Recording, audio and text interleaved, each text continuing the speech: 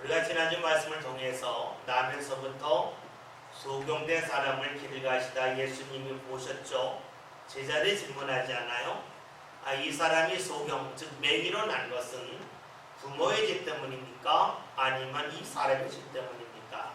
이것은 당시 사람들이 갖고 있는 생각이라고 그랬고 제자들도 그런 생각을 갖고 질문을 했죠. 근데 예수님 하신 말씀은 누구의 죄 때문이도 아니고 이 사람을 통해서 하나님이 하시는 일을 드러내고자 하심이라 하는 말씀을 하셨습니다.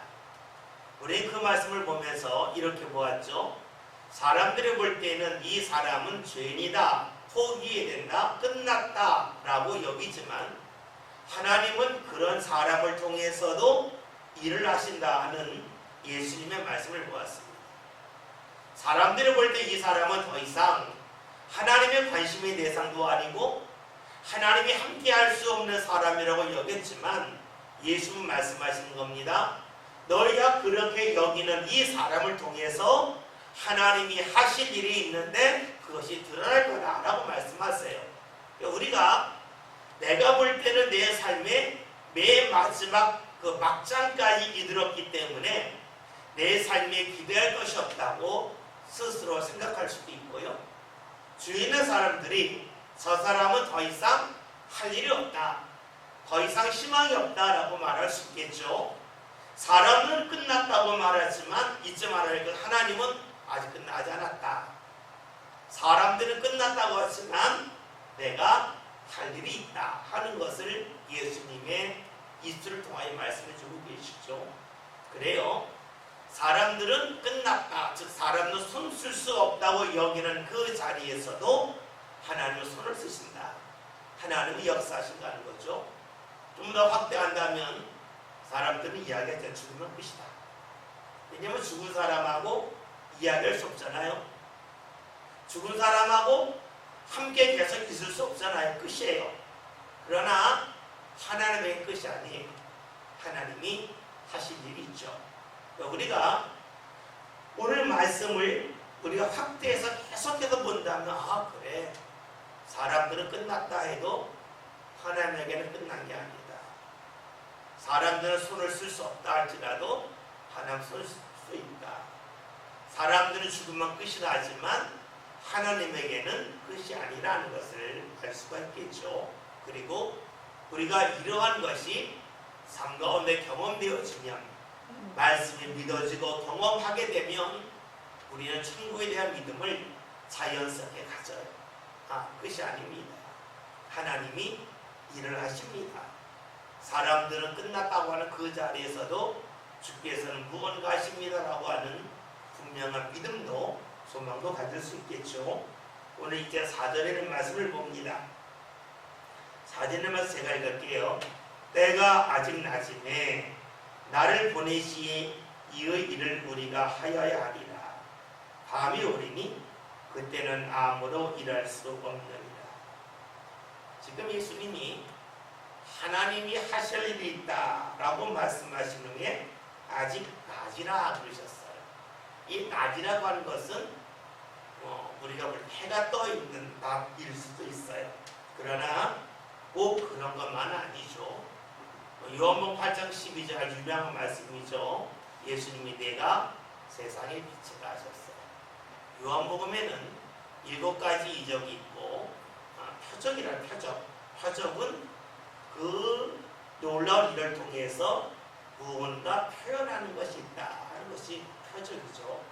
7가지 표적이 있고 7가지 예수님 선언이 있죠. 내가 무엇이다. 아마 많은 분들 생각나겠지만 요한복음 6장에서 예수님은 500년 역사에 일으키신 후에 예수 말씀하셔서 내가 생명의 양식이다 말씀하셨고, 8장에서 내가 세상의 빛이라 말씀하셨고, 그 다음에 10장에서 예수님이 내가 양의 문이다, 내가 선한 목자다 말씀하셨죠. 그 다음에 14장에서 예수님 내가 11장에서 내가 곧 부활이요 생명이다 말씀하셨고요. 14장에 내가 곧 길이요 진리요 생명이다 말씀하셨고, 15장에 대하는 참 포도나무다. 7가지 내가 무엇이다 하는 그 말씀이 요한복음에 있다고 했죠. 예수님이 요한복음 8장에서 자신이 세상의 빛이라 그러셨어요. 그러니까 그 말씀을 우리가 비춰본다면 예수님이 계실 때가 낮이다 하는 것을 알 수가 있어요. 요한복음을 좀 한번 크게 한번 볼게요. 요한복음은 6월절이 3번 나온다고 말씀드렸죠. 기억나시죠? 요한복음 2장에서 예수님이 가나군 잔치 그 후에 6월절 때에 어디 예루살렘 성전에 올라가서 성전을 정화하시는 6월절에 한 번 나오고요. 6장에 6월절이 나오고 그 다음에 13장이 6월절에 나온다고 했어요. 그런데 또 하나 중요한 절기가 있는데 바로 7장의 초막절이에요. 여러분 7장에는 말씀 잘 기억날는지 모르겠지만 7장에 보면 예수님의 형제들이 이야기하잖아요. 예수님에게 형님이 예루살렘에 올라가서 당신을 드러내시라라고 말씀하잖아요. 예수님이 올라가지 않겠다 하놓고 그들 몰래 올라가시잖아요. 근데 그때가 바로 초막절이었어요. 여러분들이 아는 것처럼 이스라엘에 3대 절기가 있다고 그랬죠. 하나는 6월절과 무교절, 출애굽 관련된 거가 있고요. 그 다음에 이스라엘이 광야를 지날 때 이게 천막을 쳤잖아요. 그걸 장막절이라 그래, 장막절. 그런데 나중에는 이 천막을 치러 급할 때에는 천막을 칠 수 없으면 풀잎을 가지고 지어서 초막절이라 그러고요. 이 광야를 기억하면 사람들이 곡식을 저장해서 천막을 치고 해서 그것을 수장절이라 우리가 천막에다 저장한 데 수장절이고요. 마지막 맥주절이 있다고 그랬죠.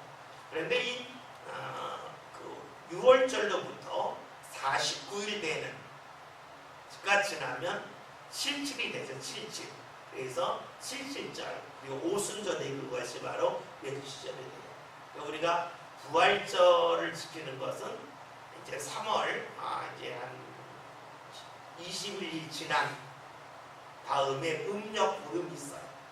음력 보름을 기준으로 해서 그 보름이 지난 주일이 부활절이에요.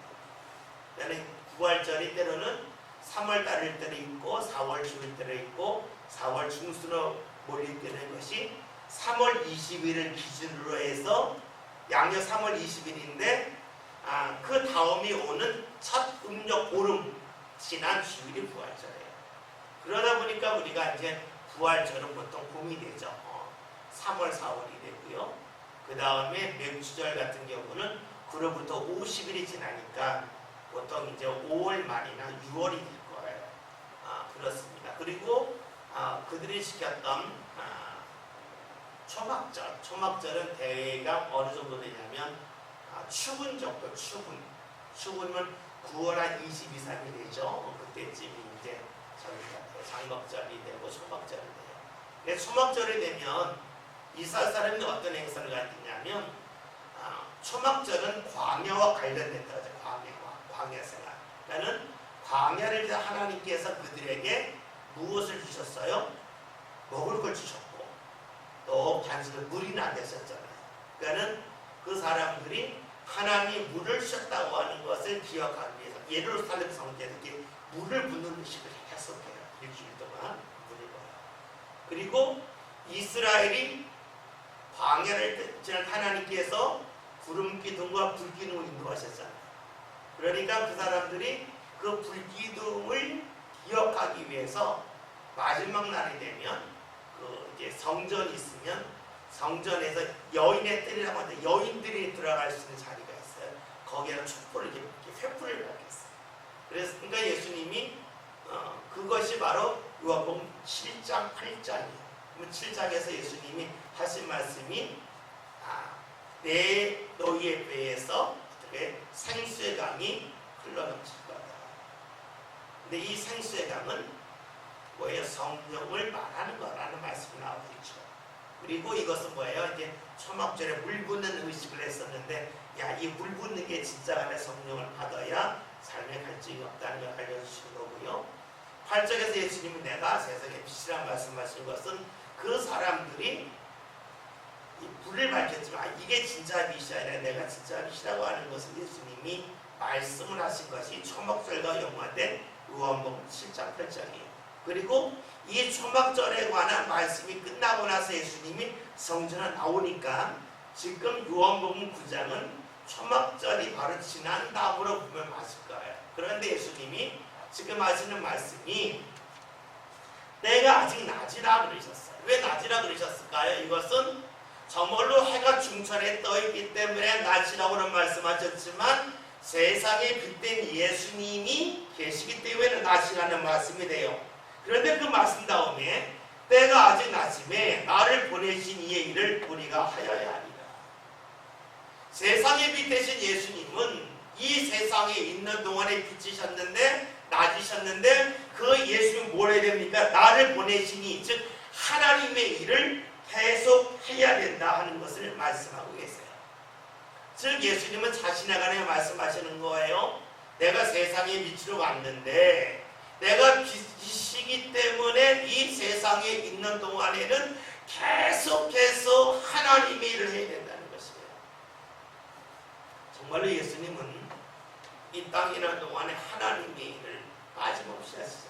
그래서 요한복음에서 예수님이 십자가 달리셨을 때 하셨던 말씀 중에 가장 중요한 말씀 중에 하나가 다 이루었다는 말씀이잖아요. 그래서 다 이루었다. 하나님의 일을 맡겨주셨는데 그 일을 다 이루었다라고 고백을 하셨죠. 그래도 오늘 말씀 보면 때가 아직 낮음에 나를 보내신 이의 일을 우리가 하여야 하리라 말씀하셨어요. 내가 해야 된다고 말씀하지 않으셨고 우리가 해야 된다고 말씀하셨어요. 그렇다면 여러분 우리는 누구를 말할까요? 예수님을 포함한 제자들을 말할 수가 있겠고 예수님을 포함한 믿음의 사람을 말할 수가 있습니다.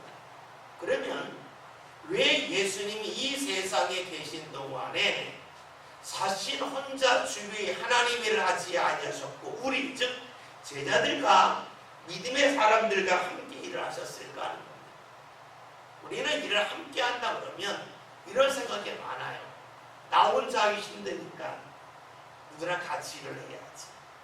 함께라고 하는 것은 대부분 내가 부족하니까 둘이 같이 하면 셋이 같이 하면 일이 수월하고 일을 더 빨리 끝낼 수 있다는 마음을 가지고 우리는 누군가 같이 함께 일하는 걸 생각해요. 만약에 그렇다면 예수님이 지금 하나님 일을 하시는데 우리가 해야 된다고 말씀하신 것이 예수님이 능력이 부족해서 즉 제자들의 도움이 있어야만 믿음의 사람들이 함께 해야만 하나님 일을 할 수 있는 그런 연약한 분이셨을까라고 하는 질문을 할 수가 있겠죠.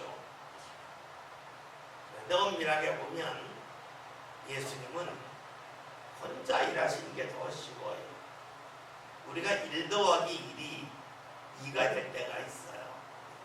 이건 숫자고요. 사람들하고 일을 하다 보면 때로는 혼자 일하는 게 더 나을 때도 있어요. 둘이 일해서 잘 된 때도 있는데 누군가와 손이 맞지 않으면 그 사람이 일해서 잘 모르는데 자꾸 막 뛰어들려고 그러면 오히려 그 사람이 없이 혼자 일하는 게 훨씬 더 나아요. 그러니까 1 더하기 1이 2가 될 때가 있고요. 때로는 1 더하기 1이 아닌 0.5가 될 수도 있어요. 그걸 생각해 볼까요? 예수님이 주일을 하실 때에 제자들과 함께 하는 것이 더 쉬웠을까요? 아니면 혼자 하는 것이 더 쉬웠을까요? 우리가 성경을 보면 마태, 마가, 누가, 요한, 네 가지 복음서가 있죠. 그런데 복음서마다 약간의 차이가 있어요. 어떤 차이가 있냐면 여러 번 말씀드렸지만 제가 여러분들에게 말씀을 전한다고 그럴 때에 여러분들이 초등학생이라 그러면 똑같은 말씀이라 할지라도 말씀을 전하는 방법이 좀 다르겠죠. 사용하는 언어의 그가 좀씩 다르겠죠. 그리고 여러분 중학생이라 고등학생이라 다 다를 거예요. 또 여러분이 어촌에서 살고 있는 성분들이다 그러면 섬에서 하는 그런 설교와 농촌에서 하는 설교와 같지는 않겠죠. 내용은 같겠지만 표현하는 법이 다를 수밖에 없어요. 그래서 우리가 그렇게 본다면 마태, 마가, 누가, 요한복음은 마태라고 하는 그 예수님의 제자가 그 교회에서 목회하면서 자기가 경험했던 주님을 전하는 거예요. 그래서 마태, 마가, 누가, 요한이 조금씩 달라요. 근데 어떻게 다르냐면 마태복음에서는요 예수님의 제자들이 조금 똑똑하게 나와요. 좀 똑똑하게 나와요. 근데 마가복음을 보면요 예수님에 대해 좀 미련하게 나와요. 그래서 예수님에게 책망받는 말씀이 의외로 많아요. 누가복음을 보면요 예수님의 제자들이 너무너무 똑똑하게 나와요. 반면에 요한복음을 보면은요 예수님의 제자들이 이름도 안 나와 있어요. 12제자 이름이 안 나와 있어요. 그러니까 요한복음을 보면은 예수님의 제자 중에 나오는 이름이 몇 명이 없어요. 그만큼 뭘 말하냐면 조금 깨닫지도 못하고 아주 무지하게 나오는 것이 요한복음. 그러니까 그런 모습만을 잘 모아놨어요. 그럼 우리 요한복음을 읽고 있잖아요. 그러면 예수님의 제자들은 지금 요한복음 볼 때에 굉장히 어리석어요. 예수님이 일하는 데 도움이 되지 않아요. 근데 왜 예수님께서 지금 하나님의 일을 하시면서 우리가 해야 된다고 말씀하셨을까 하는 거예요. 제자들과 함께하면 일하는 속도가 더뎌요. 일할 때 답답해요. 그런데 왜 그렇게 하셨을까 하는 거예요. 이유는 간단해요.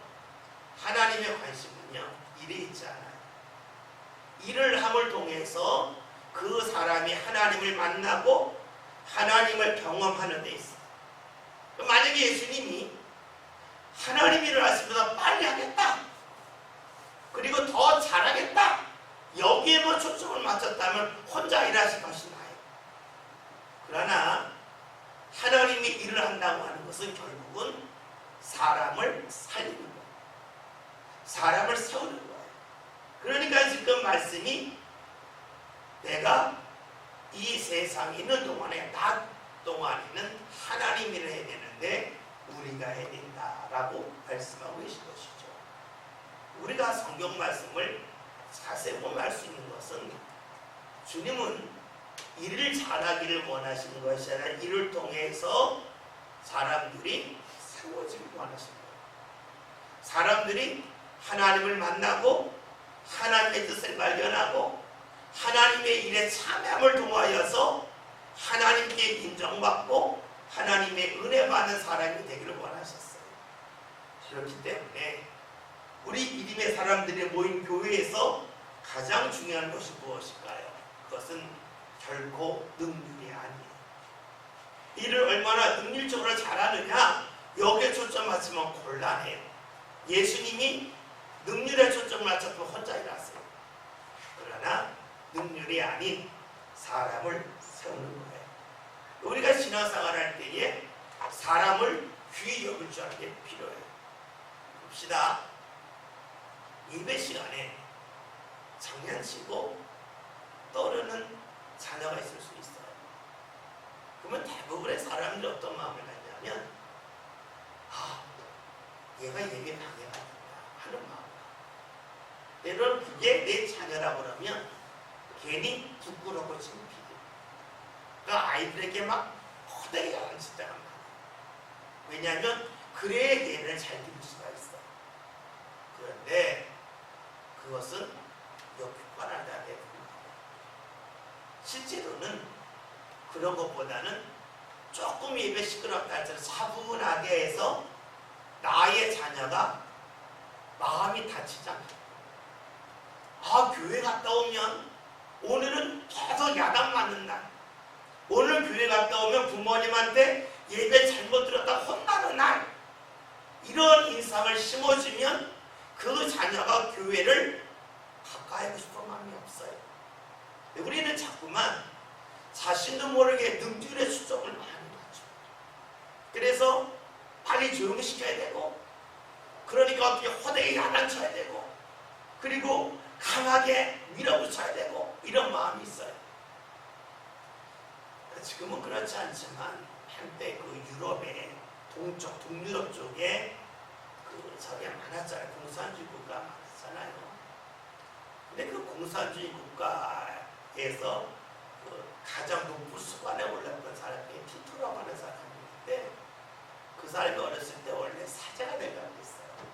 그래서 교회에서 이렇게 이제 성당에서 그 일하는 것을 돕는 그 일을 하면서 사제금을 꿨었어요. 그런데 이제 실수를 했나 봐요. 그랬더니 위에 있는 높으신 분이 아주 호되게 말하시죠. 아마 그런 마음에 이제 이 버르장을 한 번은 고치겠다고 호되게 하지. 그 다음부터 교회가 싫고, 그리고 교회를 등졌어요. 그리고 나중에는 교회와는 반대쪽으로 가서 공산주의에 신봉하는 사람 되고, 거기에 최고 수반까지 올렸다고 얘기가 있어요. 늘 잊지 말아야 돼요. 능률이 중요한 게 아니에요. 능률이 좀 더 잃을 수 있어요. 사람을 살리는 게 필요해요. 그렇다고 무조건 강취하자는 건 아니죠. 잘못했을 때에 말을 하긴 하는데 상처받지 않게끔, 그리고 가장 지혜롭게끔 하게끔 주님이 주시는 지혜 가운데 할 필요가 있겠죠. 이제 예수님이 밤에 대해 말씀하세요. 뭐라고 말씀하셨는가? 밤이 오리니 그때는 아무로 일할 수 없느니라 말씀하셨어요. 밤이 온다고 하는 것은 빛이 없으니까 밤이죠.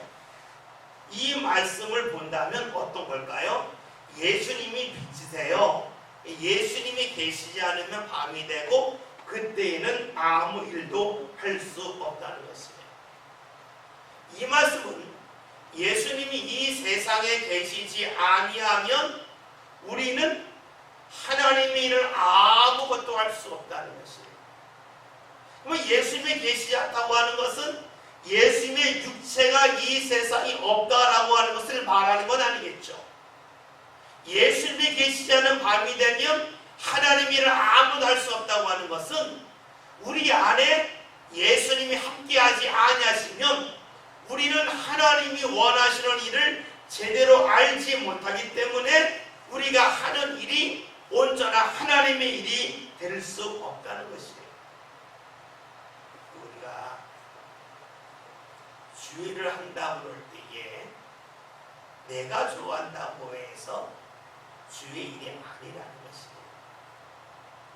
이런 이야기가 있어요. 어떤 사람이 그 옛날 고전에 나오는 이야기인데 모자 장수가 있었어요. 모자 장수. 그래서 모자를 많이 만드니까 이걸 가지고 내가 외국에 나가서 모자를 팔면 돈을 많이 벌겠다 하는 마음을 가지고 그 모자를 잔뜩 사가지고 외국에 갔어요.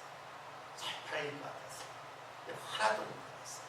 왜냐면 그 동네 사람들의 유행은 머리를 밀고 모자를 이 빈머리를 보이고 다니는 것이 그 동네의 유행이었어요.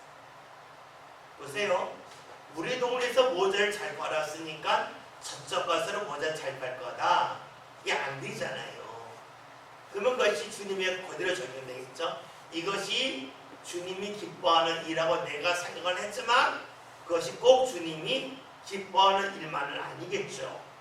이렇게 본다면 오늘 말씀이 밤에, 즉 예수님 없이 주님이 나와 함께하지 않는 가운데 내가 주의를 한다고 하면 때로는 그것이 하나님의 마음에 맞는 경우도 있겠지만 때로는 하나님의 마음과는 전혀 다른 방향으로 주의 뜻과는 전혀 다른 일을 하면서도 나는 주의를 할 수 있다고 얘기합니다. 진정한 주의는 다시 할 수 있어요.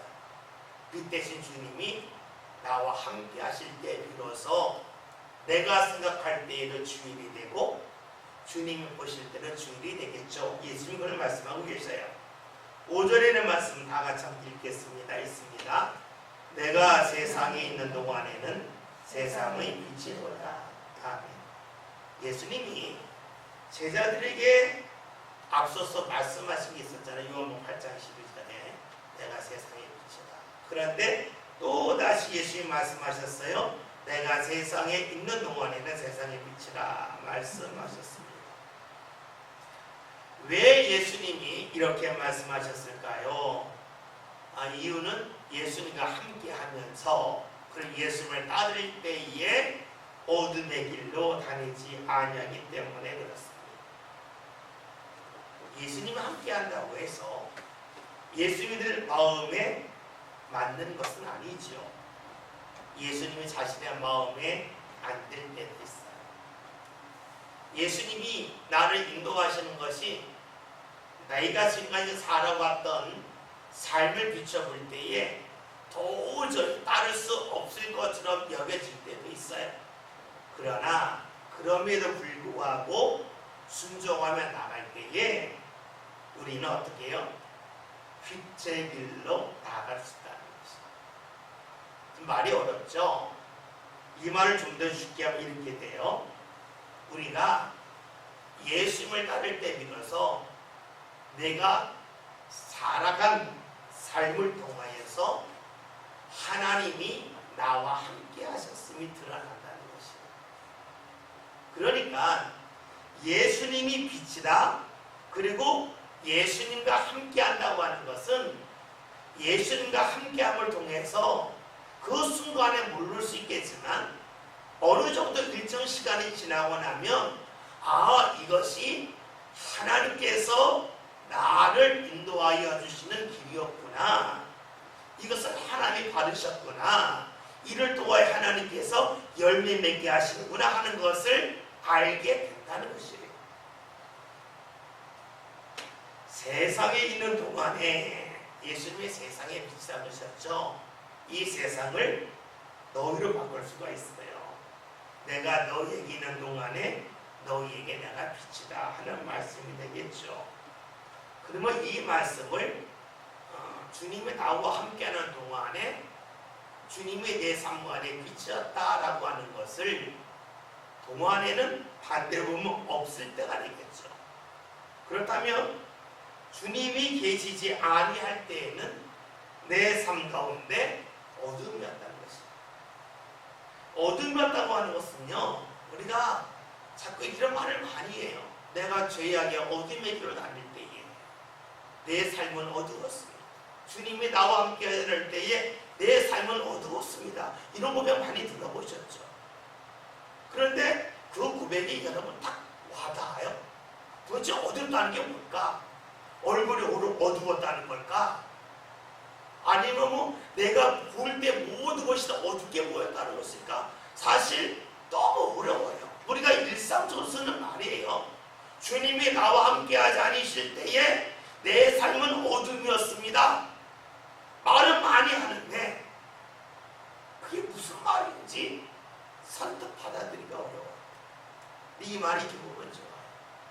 주님이 함께하지 않을 때에, 내가 주님과 함께하지 않을 때에 내 삶 가운데 하나님께서 함께 하신다고만 드러나지 않았다는 것입니다.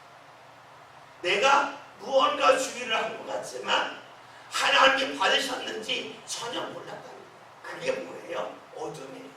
우리가 어둠이라는 말을 무척이나 많이 쓰는데 그 말은 다른 말로 하면 빛이 없다는 것이고, 빛이 없다고 하는 것은 빛 대신 하나님 앞에 가지 못했다는 것이고, 하나님께 인정받지 못했다는 것을 보면 우리가 그 말을 쉽게 이해할 수가 있을 거예요. 우리가 단어를 선택할 때에 단어는 알지만 사실 듣는 사람은 모를 때가 상당히 많아요. 우리가 듣기 편한 말로, 이해하기 쉬운 말로 바꿀 필요가 있고, 또 하나님 앞에 내가 경험한 것을 다른 사람이 받아들일 수 있는 쉬운 용어, 쉬운 방법을 알려달라고 하나님 앞에 지혜를 구할 필요가 있겠죠. 그럴 때 비로소 우리가 체험한 주님의 역사를, 내가 걸어갔던 믿음의 길을 다른 사람도 걸어갈 수 있도록 도와줄 수 있는 그런 모습이 우리에게 있을 겁니다. 앞에서 언급했던 것처럼 예수님이 이 세상에 계신 동안의 빛이라 라고 말씀하셨는데, 예수님은 육체를 갖고 계셨지만 예수님이 이 세상을 떠난 다음에도 항상 우리와 함께 하시죠. 그래서 마태복음 28장에 내가 세상 끝날까지 항상 너희와 함께 하리라 말씀하셨고, 또 우리가 잘 아는 시브리서 13장에서 예수 그리스도는 어제나 오늘 영원토록 동행하시다 하는 말씀이 있죠. 우리가 예수님과 함께 한다고 하는 것이 꼭 육체로만 함께 하는 것은 아니라는 것을 알 수가 있어요. 5절 말씀에서 이 우리라고 하는 말씀을 나로 바꿀 수 있어요. 그렇죠? 세상을 우리로 또 나로 바꿀 수 있어요. 이게 뭔다면 우리는 예수님을 통해서 어둠에서 빛으로 나아갈 수 있다 하는 것을 알 수 있어요. 하나님이 함께 하신다는 것을 몰랐지만 하나님이 함께 하신다는 걸 알게 됐다. 하나님이 내 기도 들으심을 몰랐는데 들으심을 알게 됐다. 뭐 여러 가지로 우리가 물어볼 수가 있습니다. 근데 우리가 이렇게 본다면 내가 예수님을 믿는다고 하지만 예수님을 통해서 하나님의 은혜를 느끼지 못하였다면 내가 정말로 빛 대신 주님과 함께하는지에 대하여서도 질문해 볼 필요가 있어요. 여러분 등불이 제자리에 있어야 제자리에 있는데 그 등불과 나와의 그 위치에 따라서 그 등불이 내 삶 가운데 밝음을 줄 수 있고 어둠을 줄 수 있겠죠. 등불이 있는데 내가 등 주고 있으면 어두울 것이고 마주 보고 있으면 밝을 거예요. 마찬가지로 내가 주님을 제대로 바라봤느냐에 따라서 내 삶 가운데 하나님이 함께 하신다고 하는 것이 보일 수도 있고, 내가 주님에게 등짐을 통해서 하나님이 나와 함께 하신다는 것을 모를 수 있는 어둠의 자리에 이럴 수도 있겠지요. 6절에는 말씀을 함께 봅니다. 다 같이 읽습니다. 이 말씀을 하시고 땅에 침을 뱉어 지능을 이겨 그의 은혜 받으시고. 봅시다. 증거 예수님이 말씀을 하셨어요. 말씀을 하셨는데 그 말씀은 제자들이 있고 여기 맹인이 있죠. 다 같이 있는 자리에서 말씀을 하셨어요. 이 말씀을 마치신 후에 예수님이 뭘 하셨냐면 침을 뱉어서 흙을 진흙으로 만드셔서 이걸 가지고 이 맹인의 눈에 발라주셨어요. 참 독특한 말씀이에요. 예수님이 그 여태까지 행하셨던 말씀을 보면 요한복음 2장에서 가나 혼인잔치 비유를 보면 물이 변해 포도주가 되게 졌고, 4장이나 말씀을 보면 왕의 신하의 아들이 죽어갈 때에 나았다 집에 가라 가는 중에 그 오저와가 만나면서 예수님 말씀을 나는 걸 봤어요. 또 여러분 우리가 6장에서 예수님께서 500의 역사를 일으키셨어요. 그리고 또 그 말씀을 예수님이 바다 위를 걸어오신 역사를 행하셨어요. 그리고 5장에서는 38년 된 그 병자를 말씀으로 일어났어요. 이것에 비하면 지금 오늘 나와 있는 것은 참 독특하죠. 말씀만 하시면 될 텐데 그렇게 하지 아니하시고 침을 땅에 뱉어서 지능을 이겨서 은혜 받으신 말씀이에요. 이와 유사한 말씀이 마가복음 8장에 벳세다 맹인에 관한 말씀이 있어요. 이것도 예수님께서 침을 은혜 바르시고 간수하시고 그 말씀이 나와요. 근데 생각할 것이 있어요. 예수님이 침을 뱉었다 하면 쉬운데 침을 뱉어서 진흙을 이겼다는 것이에요. 여러분 흙을 이길 정도의 침이라면 양이 엄청나게 많겠죠. 그렇죠? 이건 아마 침을 한번 팩 뱉어서가 아니라 탁탁탁 뱉은다면 아마 몇 분을 뱉어야만 아마 그 흙을 진흙으로 이길 수 있어요. 그래서 사람이 침은 사실 뱉어가 독하잖아요. 그런데 이것을 맹인의 입장에서 보자고요. 예수님이 침을 뱉어서 진흙을 이길 정도 엄청나게 많은 침을 뱉었고 뭐 냄새도 안 나진 않았겠죠. 그것을 은혜 발랐단 말이에요. 이것은 유쾌한 일이 아니에요. 그럼 감정적으로 본다면 모욕을 당했다고 느낄 수 있어요. 상처 입은 사람들의 특징이 있어요. 자기 상처난 자리를요, 누가 만지는 걸 굉장히 싫어합니다. 만약에 뭐 손가락이 다친 사람이 있는데 너 얼마나 내가 한번 만져볼게 하면 기분 바르고, 뭐 예전에 법사들 있잖아요. 곱추 때나 그분에게 한번 이거 어떻게 만져보자, 만져봐요. 상당히 굉장히 모욕적으로 느낍니다. 다리가 안 좋아서 쩔뚝거리는 분한테 다리가 다니면 만져보자 그래봐요. 되게 모욕적으로 느껴져요. 여러분, 맹인에게 누가 눈을 만진다고 하는 것은 유쾌한 일이 아니에요. 불쾌한 일이에요. 모욕적인 일이에요. 그리고 거기다 침까지 이겨서 했다 그러면 이것은요, 마음을 크게 타릴 만한 일입니다.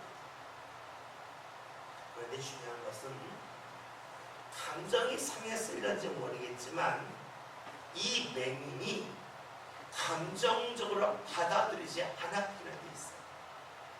만약에 예수님 같이 침을 방에 뱉어 지는 걸 갖다 발랐을 때 기분 나쁘다고 손을 딱 뿌리치든가 그 자리를 떠나갔다면 어떻게 됐을까요? 주님의 손이 일시적으로 그의 몸을, 그의 삶을 어루만질 수는 있겠지만 거기서 끝났을 거예요. 일시적으로 주님을 만난 사람으로 멈췄을 거예요. 그러나 이 사람은 감정이 상할 수 있고 또 많은 냄새가 남을 동안 역겨울 수 있어요. 그러나 그것을 감정적으로 받아들이지 아니하고 그것을 그냥 믿음으로 받아들였다는 게 있어요. 그럴 때에 주님의 손길이 그의 삶 가운데 일시적으로 머무는 손길이 아니라 그의 일생을 이끌어 주시는 손길로 이어졌어요. 그런데요, 여기서 중요한 것은요, 예수님의 손길을 말씀으로 바꿔 읽어요. 그게 중요해요. 봅시다. 지금 예수님께서 이 사람의 상처난 자리, 힘든 자리에 손을 갖다 대셨어요. 마찬가지입니다. 우리 삶에 아픔이 있어요. 아픔의 자리에 주의 말씀이 임해요. 여러분, 그러면 많은 분들이 어떻게 할까요? 기분 나쁘다는 거예요. 내가 아픈데, 힘든데 왜 그런 말씀을 전하시냐? 감정적으로 반응할 때가 상당히 많습니다. 예수님의 손길이 임하였을 때에 감정적으로 그 사람이 받아들였다면 주의 손길은 일시적으로 임하는 손길을 끝났을 거예요. 많은 이들이 말씀을 들을 때에도 그렇게 들을 때가 오히려 많아요. 자신의 삶이 힘들 때에, 삶의 상처가 있을 때 말씀이 다가오면 기분 나빠해요. 왜요? 말씀을 믿음이 아닌 감정으로 받아들이기 때문에 그래요. 그러기에 주의 말씀이 일시적으로만 임하고 그 말씀의 삶을 계속 이끌어가는 말씀으로 연결되지 못할 때가 많습니다. 말씀이 임한다 그랬잖아요. 그러면 어디까지 말씀일까요? 내가 기도할 때 받은 응답도 말씀이고, 때로는 목회자가 설교할 때도 우리가 주의 말씀이라 그래요. 그러면 내 삶에 힘들고 아픈 일이 있는 그 자리에 목회자가 설교를 했다. 그러면 어떻게 받아들일 걸까? 그것에 따라서 내가 맹인일 때에, 실로암 못에 가서 씻은 이 맹인일 때에 주님이 내 눈을 어루만지실 때에, 침을 뱉어서 진흙을 만들어서 내 눈을 어루만지실 때에 내가 계속 있는 사람인지 그 전에 비껴나가는 사람인지 알 수가 있어요. 여러분, 말씀을 머리로 아는 건 쉬워요. 다른 사람을 보면서 어떻게 하는 것이 신앙이고 어떻게 하는 것이 말씀관에 사는 것인지 분별하고 바라는 것이 쉬워요. 정작 힘든 것은 내게 다가왔을 때, 내게 상처가 있는데 주님의 손길이 나를 오르만져요. 바로 나는 것도 아니잖아요. 말씀이 내 상처의 자리에 임했어요. 그때에 그것을 감정이 아닌 믿음으로 받아들이는 것은 결코 쉬운 일만은 아닙니다. 우리가 앞에서 보았던 내용 중에 이런 내용들이 있어요. 예수님께서 많은 이적을 행하셨는데 지금 행하는 이적을 보면 좀 그렇죠. 예수님의 이적이 좀 더 강해져야 되는데 말씀으로 다 하셨는데 지금은 뭐 침을 뱉어 진흙을 이기시고 눈에 받으시고 제자들이 볼 때 어떤 마음이 들까요? 야, 예수님의 능력이 예전만 못하다. 그러한 마음이 들 수도 있겠죠. 어쩌면 제 옆에 그럴까? 예수님도 능력을 다 했나 보다. 예전에는 말씀으로만 다 행하셨는데 지금은 말씀으로만 하지 않고 이것저것 많이 하시네 라고도 할런지도 몰라요.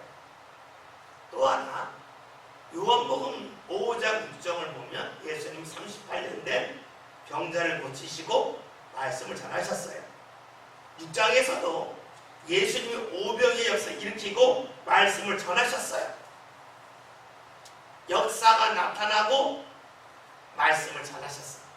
근데 지금은 먼저 말씀을 먼저 전하신 후에 그 다음에 이 맹인에게 주님의 손길이 임하고 있습니다. 과거 순서가 다르죠. 지금까지는 이적을 행하고 말씀, 표적을 행하시고 말씀을 전하셨는데 지금은 말씀을 가지고 있었어요. 조금 순서가 왔다 갔다. 어떻게 보아야 될까요? 잊지 말을 것은요, 주님이 하시는 일은요 사람이 다 예측할 수 없다. 예전에는 표적을 행하시고 말씀 전하셨으니까 항상 그럴 거다 라고 생각해도 곤란해요. 때로는 표적을 행하시고 말씀을 전하실 때가 있고요, 때로는 먼저 말씀을 전하시고 표적을 행하실 때가 있어요. 지금은 뭐 그런 얘기 별로 없는데 한때는요, 조용기 목사님이 한참 목회하실 때에는 신부교회를 중심으로 해서 성령 세례가 많이 많았어요. 그래서 여러분들이 물세례, 교회에서 세례받고 성령 세례 받아야 된다라고 이야기했어요. 그러면서 성경에 보면 세례 받은 후에 성령 받았다 하는 말씀을 많이 전하셨어요. 그런데요, 사도행전을 보면 꼭 그렇지만은 않아요. 사도행전 2장에서 세례를 받으라고 성령이 임하는 말씀도 있고요, 여러 가지 말씀. 그러나 사도행전 10장을 보면요, 베드로가 고넬료 집에 들어갔을 때에 말씀을 전할 때 그들에게 성령이 임해요. 그걸 보고 나서 베드로가 결심을 하죠.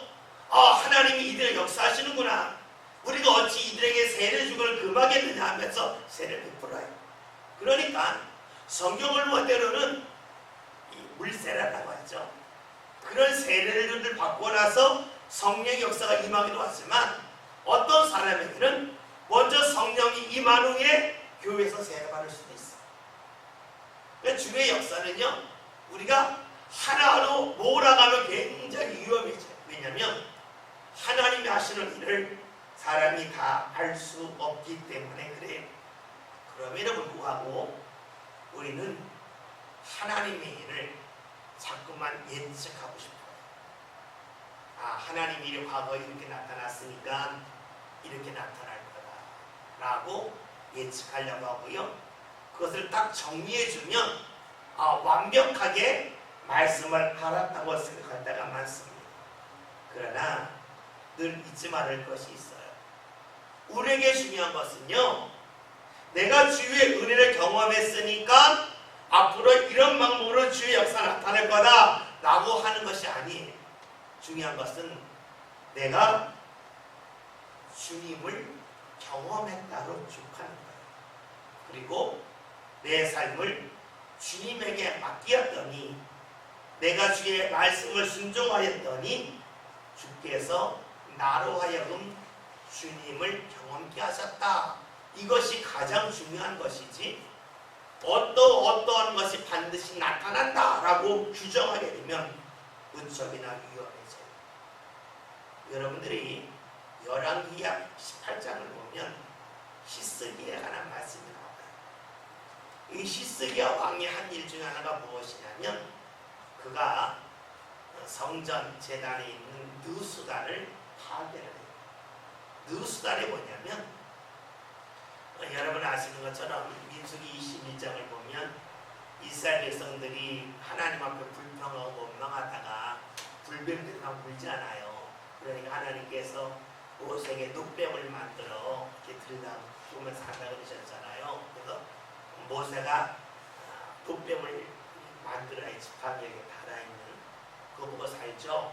근데 그 늑뱀 지팡이가 누수단이에요. 사람들이 그 누수단을 보고 하나님처럼 여기고 그걸 예비한 거예요. 하나님의 역사가 나타난 것에 불과한 이걸 마치 하나님처럼 여기고 그러니까 하나님이 히스기야 왕의 것을 파괴하게끔 하시죠. 무엇을 말하냐면 하나님의 역사는요 그때 다를 때가 많아요. 물론 같을 때도 있지만 그때 다를 때가 오히려 많아요. 그러기에 우리가 하나님을 내가 경험한 걸 딱 정의하고 하나님 반드시 이렇게 해야 된다 이렇게 하신다라고 한다면 그것이 위험해진다는 것이죠. 오늘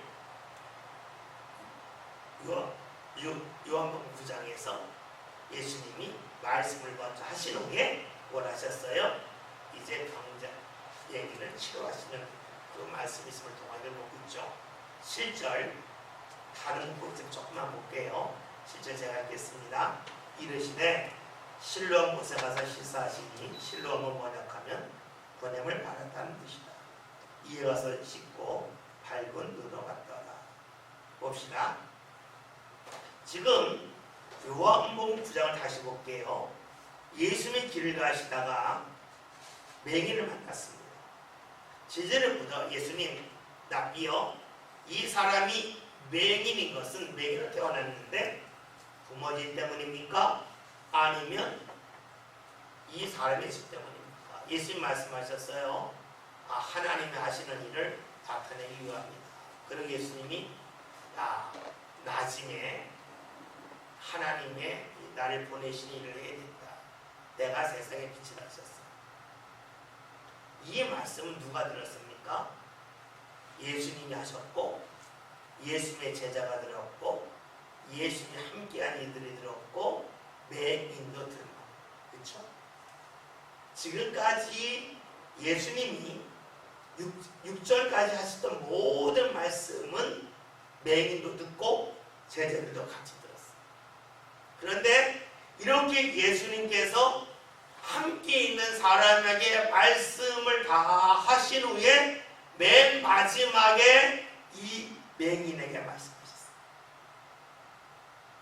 무엇을 말하냐면 주의 말씀이 맹인에 들여다봅시다. 개인적으로 말씀으로 다가오기까지 무엇이 있었어요? 여러 사람들과 함께 듣는 주의 말씀이 있었어요. 많은 사람들 속에서 함께 말씀을 들었어요. 그 후에 이 사람에게 개인적인 말씀이 임합니다. 다시 말하면 주님께서 1대1의 만남은 처음부터 말씀을 주실 수도 있겠지만 물론 그런 경우가 정말 사무엘 같은 경우가 있긴 있어요. 그러나 대부분은 함께 있는 자리에서 말씀을 듣게 하시고 그 말씀을 충분히 들은 사람에게 주께서 개인적으로 말씀하신다는 거예요. 다시 말하면 우리가 공적인 예배를 통해서 말씀을 듣죠. 이 말씀은 다 듣잖아요. 그렇죠? 여러분들 다 같이 들어요. 이렇게 말씀을 다 듣는 그 과정을 어느 정도 우리가 하루에 미뤄서 그 다음에 주님께서 주시는 개인적인 말씀이 임한다는 거예요. 많은 이들이 어떤 욕심이 있냐면 주님께서 내게 직접 주시는 말씀이 임하기를 사모를 해요. 그러면서 어떡하냐면 주님과 1대1 속에서만 말씀을 들으려고 그러고 공적으로 듣는 말씀에 대해서는 의외로 멀리하는 분들도 있어요. 성경은 그렇지 않아요. 성경은요, 함께 있는 자리에서 말씀을 듣게 하시고 그 다음에 개인적인 말씀을 해요. 누가복음 5장을 보면은요, 예수님께서 베드로가 이제 그물을 막 거두고 씻으려고 할 때에 입에 진 비리작은 배를 가시잖아요. 그리고 육지에서 조금 떨어지게 하시죠. 그리고 많은 사람들에게 말씀을 다 전하셨어요. 그 말씀을 전하실 때 베드로는 어디 있었냐면 배에 있었어요. 말씀을 바치시고 난 후에 예수님 베드로 개인적으로 말씀하시죠. 깊은 곳에 가서 그물을 내리라. 뭐예요? 배에 타자마자 베드로에게 야 깊은 곳에 가서 그물 내려? 개인적인 말씀을 주신 게 아니라 베드로도 많은 사람들이 듣는 말씀을 함께 듣게 하셨어요.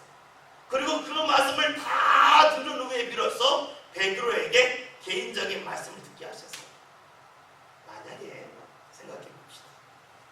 예수님께서 공적으로 말씀하실 때에 베드로가 그 말씀을 잘 듣지 않고 딴청을 했다면 졸 수도 있고 고춧가락으로 돌을 던질 수 있겠고 여러 가지 딴짓을 했어요. 그러면 주께서 베드로에게 개인적인 말씀을 하셨을까? 하지 아니하셨겠죠. 개인적인 말씀이 그에게 임하기 전에 베드로는 공적인 말씀을 잘 들었어. 그러니까 베드로에게 개인적인 말씀을 하세요. 그리고 베드로에게 임한 개인적인 말씀은 그가 생각할 때에 납득할 수 없는 말씀이었어요. 깊은 곳에 가서 그물을 내리라. 이것은 말이 안 돼요. 그런데 해요. 왜요? 공적으로 예수님이 전하시는 그 말씀 가운데 베드로에게 말씀이 믿어지는 은혜가 있으니까 개인적인 말씀이 들려졌을 때에 그 말씀이 상식과는 어긋나도 뭐예요? 말씀에 의지하여 그물을 내리겠다는 고백을 하죠. 그래요. 주의 역사는 개인적으로 임하긴 하지만 그 전에 반드시 필요한 게 뭐예요? 공적인 자리에서 말씀을 듣는 거예요. 공적인 말씀을 잘 들은 후에 주께서 그럼에도 불구하고 말씀을 믿고 따름이 있을 때에 개인적인 말씀을 나타나요. 오늘도 마찬가지예요. 예수의 공적인 말씀을 하신 후에 하신 일이 이 맹인의 눈에다가 예수의 침을 이겨서 진흙을 만들어서 눈에 바르셨어요. 그런데 맹인이 그 자리를 지켰어요. 그러니까 주의 말씀이 개인적으로 임합니다.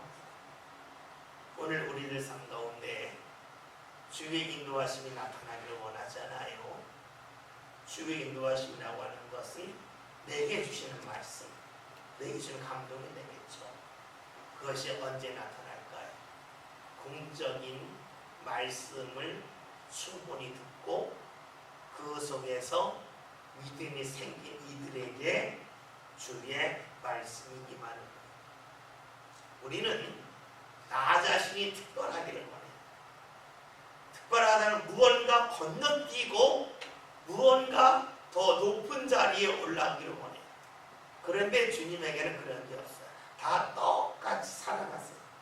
그러니까 우리들이 발버레가 뭐예요? 성경에 있는 대로 공적인 말씀을 듣는 일, 그 말씀 속에 내가 따르고 순종하는 일, 그 일이 쌓인 후에 개인적인 주의 말씀이 임하고 개인적인 감동이 임한다고 볼 수가 있겠죠.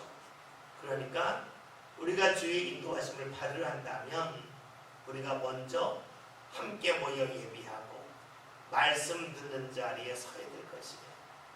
만약에 나는 그렇게 하지 않아도 주의 인도하심을 받는 삶을 많이 받습니다 라고 말한다면 아마 오늘 말씀이 잘못된 말씀이 될 거예요. 그러나 그런 사람은 없을 거예요. 왜냐하면 주님의 역사는 구약에서도 그랬고 신약에서도 그랬고 계속해서 공적인 말씀 후에 개인적인 말씀으로 이어지기 때문에 그렇습니다. 저와 여러분이 함께 모여 예배하는 자리에서 주의 말씀을 듣고 그러나 주님께서 내가 있는 자리에서 내게 감동을 주시고 말씀을 주시고 나를 이끌어 주시는 귀한 주의 역사가 상동안에 나타나는 그 믿음의 자리에 함께 이르렀으면 좋겠습니다. 그러면 그래 주님 역사가 베드로에게도 그랬고 이 맹인에게도 그랬고 나에게도 똑같이 일어난다고 하는 그 믿음의 고백을 할 수 있다면 주의 말씀이 우리 삶 가운데 이루어지는 그런 고백을 우리가 할 수가 있겠죠. 공적 말씀, 우리의 개인적인 말씀, 여러분 이것을 꼭 잊지 않기 바라겠습니다. 기도합니다.